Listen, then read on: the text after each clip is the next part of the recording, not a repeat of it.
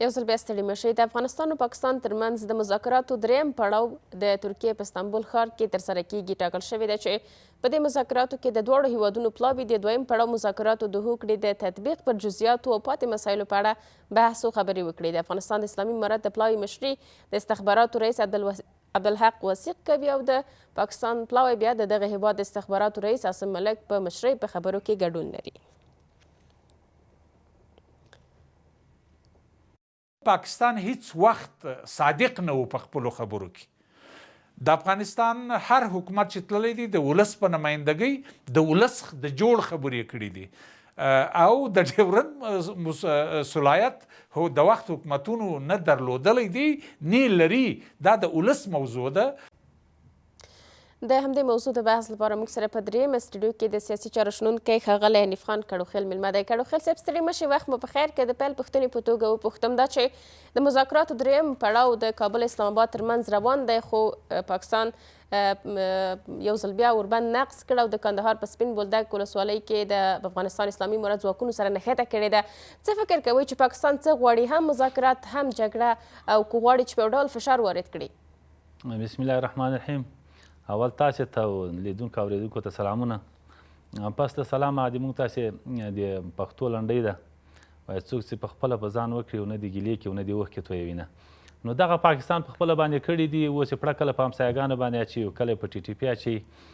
لکه تاسې چې معلومه ده له کله نه چې د پاکستان استقلال اخیسته، له هغه نه یو کال نیم کال بعد چې هغه بلوچان ګډېدل د پاکستان سره، نو له مغه ابتدا نه د بلوچ ازادي غوښتونکي غورځنګ د دوی په هغه کې مسلحانه جګړه پیل کړله او نه غوښتل چې پاکستان سره یو ځای سي. خو دا خلک ډېر ضعیفه ول.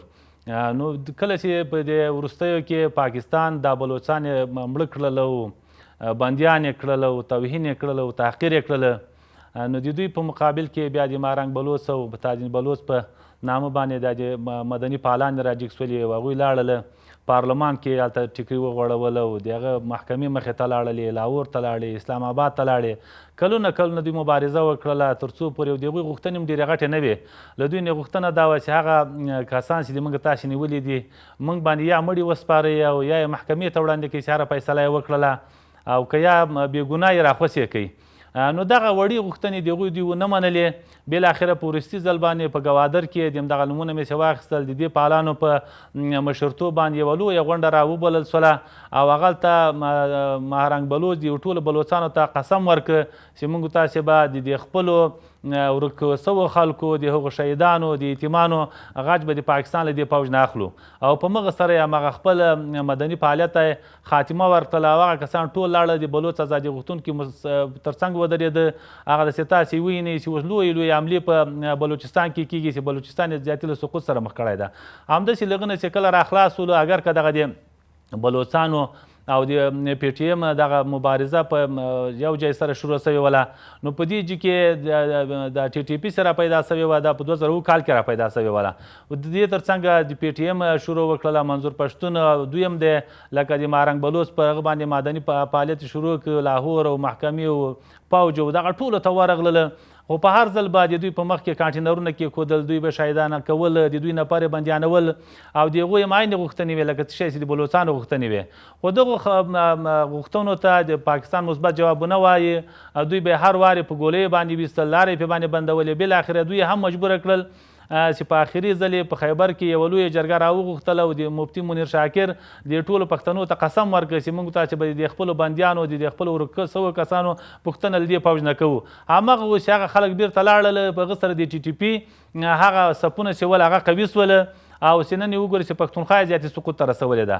د دې نه وروسته په همسایګانو باندې شروع وکړله چې تاسې راسئ دا د ما د کور مشکل راته حل کړئ. نو په ابتدا کې امارت اسلامي د حسن نیت په خاطر باندې د ښه همسایه په صفت باندې دوی او د ټي ټي پي له مابینه سره کېناستل او د دوی له مابینه بعضې توافقات وسوله. خو کله چې هغه توافقات اسلام آباد ته رسېدل، د عمران خان په حکومت باندې کودتا وسوله او هغه توافقات ټول نقص ول، د دوی له مابینه ویوړله. نو له دې سره بیا په افغانستان باندې هم لکه څنګه چې د بلوڅو او د پښتنو سره په خپلو تعهدو ونه درېده، په افغانستان باندې مستقیما حملې شروع کړلې. چې په هر حمله کې به دوی چې دا کوله چې په دې باندې نورولي مسعود موږ وژلی د هغه به 5 ورځې بعد هلته په خیبر پښتونخوا کې خپله ویډیو خپره کړه چې زه هلته ناست یم. همداسې بیا به یې بمباري وکړه چې په دې باندې مفتي صاحب نورولي مسعود موږ وژلی ده، هغه به هم هلته ویډیو خپره کړله. نو په دې سره هم دا معلومه شوله چې په افغانستان کې هم دوی هم استخباراتي ماته وخوړله، هم سیاسي ماته وخوړله. هغه کسان چې دوی په افغانستان باندې وراړل چې په افغانستان کې دي هغه معلومدار په پاکستان کې ول او له افغانستان سره کوم تړاو نه لاره. کډو خیل صاحب ښه د دغو مسلو په وضعیت کې چې تاسو ویل پاکستان هم استخباراتي او هم په جګړه کې ماته خوړلې ده، مذاکراتو هم تیر ځل په شا شوي او غوښتلې چې له مذاکراتو ولاړ شي، خو ترکیې د دې مخه نیولې او ځل بیا یې مذاکراتو ته کېنولي وو. د تیر پړاو چې دویم پړاو د مذاکراتو هم ځینې مسایل نیمګړي پاتې شو. ویل کېږي چې په دغه دریم پړاو مذاکراتو کې به د هغوی پر جزئیاتو او دغه راز د یو لړ موضوعاتو پر باندې څېړنه هم ترسره شي. څه فکر کوئ پاکستان د څه ډول بریا په لټه کې دی په دغه کار باندې چې هم مذاکرات کوي او هم جګړه غواړي؟ په دغو شیانو باندې ما چې دوی د خپل هغه ولس اذهان مغشوشوي، هغه خلک یې مثال ته اوس اقتصادي فقر ده، هلته بیا امنیتي ده، هلته مشکلاتونه دي او بس په دغو خبرو باندې هغه خپله خلک مصروفه ساتلي دي.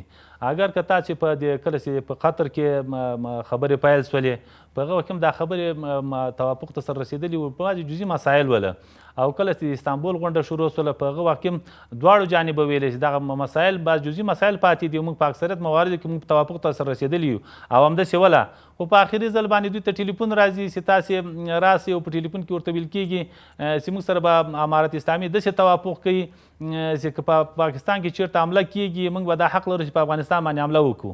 نو ښه که دغه توافق تا سره امارت اسلامي وکړي، دغه پوج هغه بلوچان چې تا ورکړي دا خو امارت اسلامي نه دي ورکړي، نه دي امارت اسلامي په قید کې د سیوسي بلوچستان ته ورخوسي کړي او دغه اور پې باندې کم کړي، یا دغه پښتانه چې تا وژلي دي یا دې بندیان کړي دي او تر اوسه پورې هغه خپلو کورنیو ته نه دي عکس ورکوي، نه دي ملاقات زمینه برابروي، نه مړي ورته سپاري. نو امارت اسلامي هغه خلک له کومه کې خو تا ورکړي دي، نو دغه مشکل خو تا پخپله ځان ته پیدا کړی ده. نو دا اوس پکار هم پاکستان ته هم دا ده چې دغه اور یې بل کړی ده، مړي هم پخپله باندې کړي او په همسایګانو باندې دغه فشار وانه چې لکه څنګه چې دغه بلوچان او پښتانه مسلحانه جنګ ته مجبوره کړل، همداسې امارت اسلامي هم دغه مسلحانه جنګ ته دوی مجبوره کړ.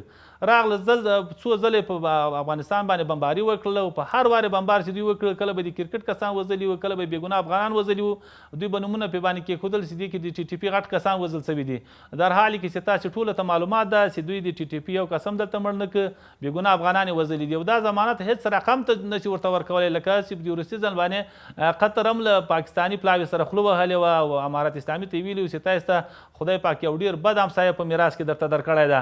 په دې باندې یو دنیاوال او هغه کوربه هېوادونه چې دي دا ټول په دې باندې پوهېږي چې امارت اسلامي دغه خبرو ته متحد ده او په خپلو خبرو باندې ولاړ ده او دا پاکستانی پلاوی داسې نه غواړي چې دغه مسله یو توافق ته ورسېږي.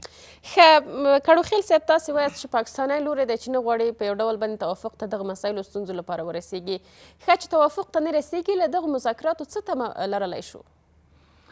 خو دا بل ورځ به تاسې د وزیر خارجه خبرې مې لیدلي چې په هغه کې کولې په سنا مجلس کې هغه وایي چې کله موږ افغانستان ته لاړو په افغانستان کې د موږ تو د هرکلی وسو په اکثریت مواردو کې موږ توافق ته ورسېدلو، خو کله چې بیرته بیا د دغه توافق د تطبیق په خاطر باندې موږ افغانستان ته تللو نو دلته ادارو موږ ته دا اجازه رانه کړه چې موږ هلته لاړ سو.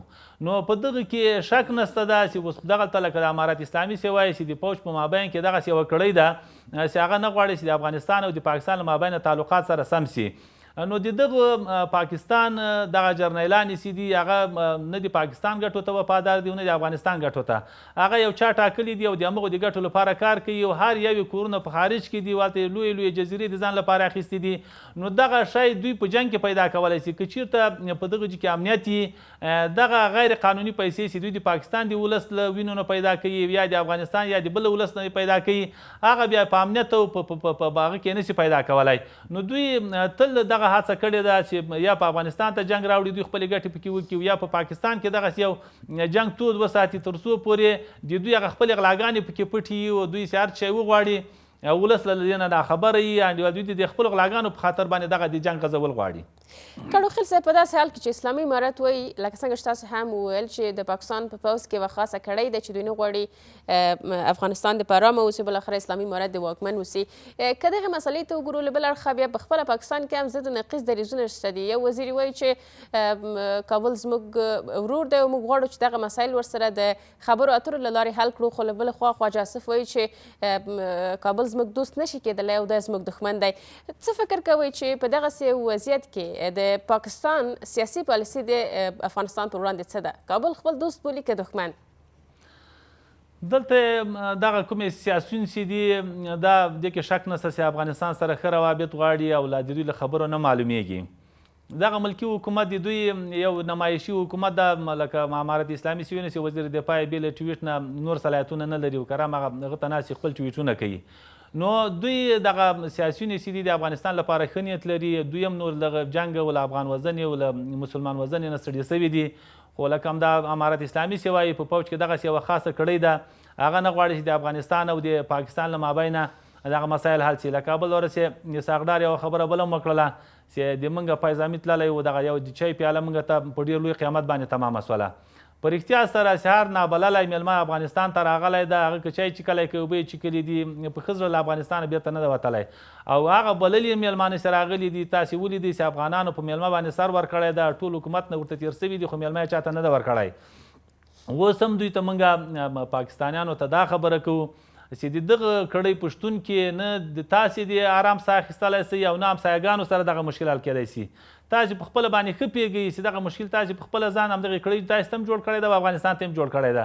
لکه دا مخکې هم سیادواري وکړه، که د بلوڅانو ورکېدل دي او که د پښتنو ورکېدل دي، که د پی ټي ایم ځپل دي او که د مارنګ بلوڅ د بلوڅانو ځپل دي، دا همدغې کړۍ کړي دي.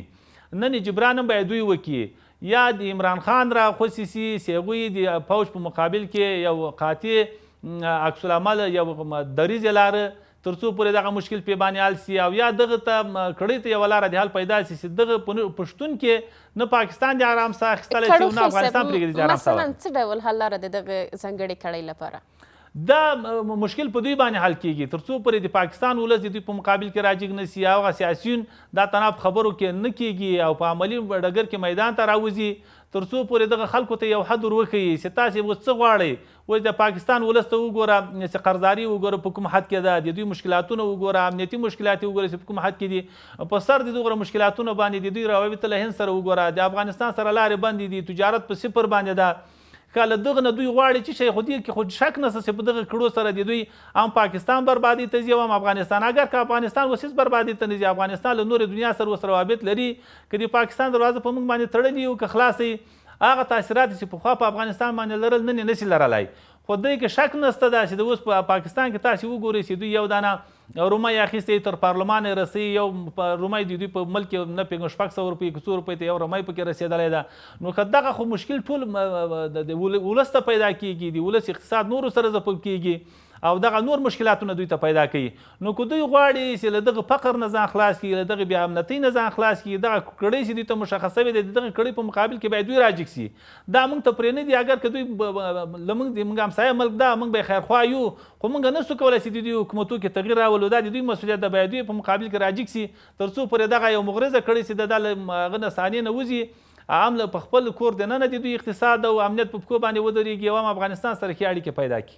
ښه، د دغو دوو تیرو پړاوونو مذاکراتو سره کډوخیل صاحب د پاکستان ضد و نقیض دریځونه حتی تر دې چې اسلامي امارت داسې ادعا کړې وه چې هلته دغه راغلي پلاوي د منطق په ژبه نه غږېدل او دوی ځینې داسې غوښتنې لرلې چې هغه نه منل کېدلې او تر څنګ د دې دوی هغه اخلاقي کودونه هم تر پښو لاندې کول. له بل اړخه بیا پاکستاني لوري دا ادعا کوله چې کوم پلاوی چې د اسلامي امارت ورغلی و بشپړ صلاحیت یې لري. په جواب کې اسلامي امارت دا هم ویلي و چې حتی د بحث په وخت کې هم دوی ته ټلیفوني اړیکې راتللې او هغوی ته په ځواب سره خپلې خبرې او دریځونه بدلول. څه فکر کوئ د پاکستان دغه ضد و نقیض دریځ چې لري، لکه څنګه چې تاسې هم وویل، څه ډول ادرس څخه د افغانستان او د پاکستان ستونزې حلېدلی شي؟ فکر کوئ همدغه مذاکرات حل لاره کېدلی شي چې دا اوس روان دي؟ په دې کې شک نشته ده چې هره جګړه په خبرو باندې پای ته رسیږي، هر مشکل په خبرو باندې حل کیږي. تاسې ولیدل چې د امارت اسلامي او د امریکا له مابین 13 میاشتې خبرې وې چې دغه 20 کلن ناورین یې دا یې پای ته ورساوه. نو دې کې شک نشته چې دغه مسله به په خبرو باندې حل کېږي، خو په هغه وخت کې حل کېږي چې په دې خبرو کې اخلاص او صلاحیتونه وي. یعنې د امارت اسلامي په دې باندې څوک شک نشي کولی که دا پلاوه یې وړکی وي او که غټ یې که په غټه سطح یې که په وړکۍ سطح باندې، خو چې کومه خبره وکړي هغه خبره له کسر نه تر مصره پورې بیا یوه خبره ده، هغې کې تغیر نه راځي. خو یوازې تاسې وینئ چې اوس د پاکستان ملکی حکومت یو شی غږوي، نظامیان بل شی غږوي، سیاسي یو شی غږوي، مدني فعال بل شی غږوي. دوی په یوه خوله باندې نه دي. دا مشکل د دوی کورنی مشکل ده. لکه دا مخکې چې درته وویلې دغه مشکل دوی پاکستان او افغانستان ته دوی پیدا کړی ده. اوس امارت اسلامي دوی ته اوس دا بندیان چې دوی بندیان کړي دي دا ورته له کومه کي؟ لکه دغه تیر حکومتونه هم د کرزي صاحب حکومت یا د غني حکومت چې کله دوی سره کېناسته هغه خبرې مطبوعاتو ته راووتلې، نو د دوی بعضې داسې غوښتنې وې چې هغه هېڅ افغان ته د منلو وړ نه وې. په دې کې شک نشته چې دوی به اوس بیا ماسې ورته پوښتنې لري چې یاره خارجي پالیسي دې موږ په صلاحیت کې یو. لکه هغه وخت کې د کرزي حکومت ته ویلي وو چې موږ غواړو چې دلته مستشرقین درولېږو، په استخباراتو کې هغه وکړي، تحقیق وکړي، باید خارجي پالیسي هم د موږ په لاس کې یو ډیورن ومنه، یو پلانۍ ومنه، بستانۍ ومنې. نو دوی دغه رقم ته غوښتنې له تېرو حکومتونو هم کړې وې او په دې کې شک نشته چې هغه به له امارت اسلامي نه هم کړې وې. خو هغه حکومتونه چې په دې کې ډېر کم صلاحیت ول او ډېر واک نه لاره، هغه حکومتونه له دوی سره دغه غوښتنې ونه منلې او دا هېڅ افغان ته د منلو وړ نه ده. بیا خو بالاخره امارت اسلامي ته خو دا بیخي د منلو وړ نه ده. کډوخیل صاحب د وروستۍ پوښتنې په توګه او د بحث د جمعبندۍ په توګه که وپوښتو، درېیم پړاو مذاکراتو پایلې به څه اوسي؟ د تېرو دوو پړاو مذاکراتو په څېر که نه کومه نوې پایله به ولري؟ که دوی چیرته په اخلاص او په ایماندارۍ سره دغه خبرو ته راودانګي، په دې کې شک نشته ده چې دغه مسایل حل سوي دي. په دې تېرو ناستو کې دغه مکمل مسایل حل سوي دي چې هغه به یو بل ته متقابل احترام، یو د بل خاوره به د چا په ضد باندې نه استعمالیږي. اگر که دغه ضمانت د کله چې د دوحې کې د امریکایانو سره دغه تعهد کېده، هم امارت اسلامي دا تعهد ورکړی دی او هغه خپل تعهد ته پابند ولاړ دي. خو دا له پاکستان لوري نه هم دا غوښتل سوي دي چې تاسې به هم د خپله خاوره د افغانستان په ضد باندې نه استعمالوئ. لکه هلته د داعش ډلې دي، ځینې د مسلحانه ډلې دي چې هغه رالیږي او دلته یې هغه سندونه هم هغه کسان یې وښودل د امارت اسلامي چې دلته روزل کېږي او روزنیز کمپونه لري. نو که غواړي پاکستان چې دغسې متقابل احترام یو بل سره ولري، یو ښه ګاونډی په څنګ کې ولري، دغه د کور مشکل چې دوی په خپله باندې حل نه کړي، دا نه افغانستان حل کوی سي، نه امریکا حل کوی سي، نه ایران ورته حل کوی سي. دغه مشکلاتونه دوی پیدا کړي دي، له دغو خلکو سره کینی، که هغه د پی ټي ایم ډله ده، که هغه د ازادي بلوچستان ازادي غوښتونکي ډله ده او همداسې که همسایهګان دي. نو هغه مشکلاتونه چې دوی پیدا کړي دي لاره حل باید دوی په خپل صلاحیت باندې ورته پیدا کړي. بقایا چې موږ دوی وایي چې که په پاکستان کې حمله کېدله موږ په افغانستان باندې حمله کوو، دا هېڅ منطق نه مني. هغه د دوی کورنۍ مسله ده، په څه رقم باندې چې دوی حل کوی چې هغه د حل کړي، دغه یو مشکل چې پاتې ده، دغه یوه خبره باندې پاتې ده. په دې نور اکثریت مواردو باندې توافق سوی ده او دا هغه مسله ده چې دا په افغانستان پورې هېڅ ربط نه لري. که دغه خبرې 10 کاله دوام وکړي، دې ته افغانستان کومه لار نه لري چې اوس په پاکستان کې باید حمله ونه سي. نو په افغانستان خو که افغانستان حمله وکړه، ته له افغانستانه ګیله کوی سي. وخت چې خپل پاکستاني دې راځي او تا په ملک کې هغه هم د تا د ناخوالو، د تا د جبر او د ظلم لاسه تا سره په مقابل کې ولاړ دي. دغه ذمهواري هېڅکله نه د امارت اسلامي په غاړه باندې اخیستې چې د تېرو حکومتو په غاړه اخیستې ده. کور مو ودان د سیاسي چارو شنونکی ښاغلی حنیف خان کډوخیل، تاسې نه مننه.